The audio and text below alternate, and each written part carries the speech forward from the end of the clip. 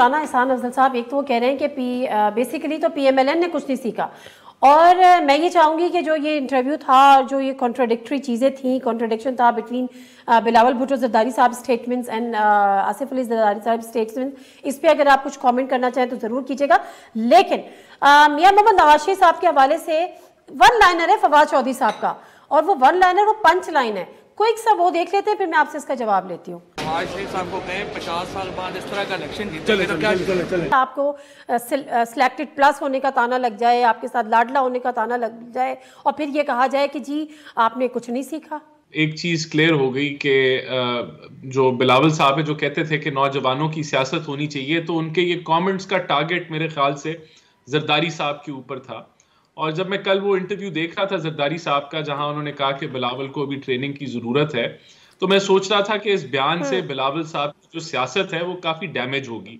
और जाहिर सी बात है, अगर बाप ओपनली एक इंटरव्यू में अपने बेटे के बारे में कहे कि अभी उसको सीखने की जरूरत है और वो कैंपेन को लीड कर रहा हो, तो जाहिर सी बात है ऑपोजिशन के पास 20 चीजें आ जाती हैं कि उसके ऊपर आप तनकीद कर सकते हैं कि ये तो अभी सीख रहा है या जो भी है, जिस पे मैं नहीं जाऊंगा। लेकिन मैं समझता हूं कि उन्होंने जरदारी साहब के कमेंट ने डैमेज किया बिलावल साहब को, और शायद यही वजह है कि आज वो दुबई चले गए और अब जरदारी साहब उनको मनाने जा रहे हैं। लेकिन मैं समझता हूँ इस कमेंट की जरूरत नहीं थी, उन्होंने बड़ा डैमेज किया।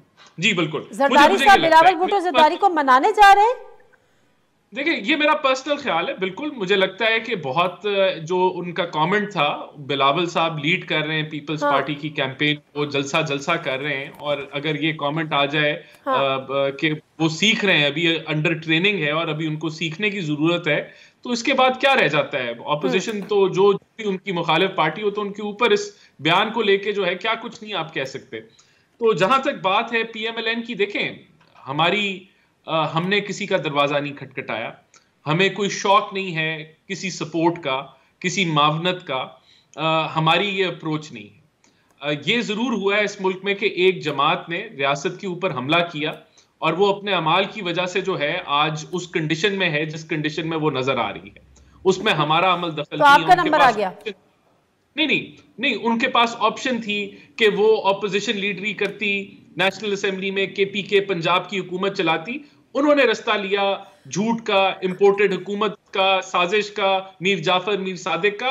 आज वो इस वजह से अपने मुकाम पे ऊपर खड़ी हुई है। अब पीपल्स पार्टी का इल्जाम है कि हमें कोई मावनत हो रही है या कोई सपोर्ट हो रही है या कोई हमारे लिए लेवल प्लेइंग फील्ड नहीं है, और इनको बहुत लेवल प्लेइंग फील्ड मिल रही है। तो हमारा कैटेगोरिकली हम समझते हैं कि लेवल प्लेइंग फील्ड सबको मिलनी चाहिए है, इलेक्शन फ्री फेयर ट्रांसपेरेंट होने चाहिए, और हम 2018 में हमें टारगेट करके निकाला गया, तो हमारी ये ख्वाहिश नहीं है कि ऐसा किसी भी जमात के साथ हो।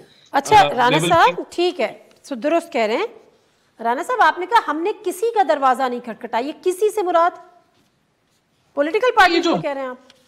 नहीं, इसका मतलब है जो आप कह रहे हैं कि जो अदारे फेवर देते हैं, हम उनके पास ना गए हैं, ना हमें उनके फेवर की जरूरत है, और उनका भी ये मौकफ अच्छा है अगर है कि वो उनको जो है अपने हदूद में रह के सियासत में मुदाखलत नहीं करनी चाहिए।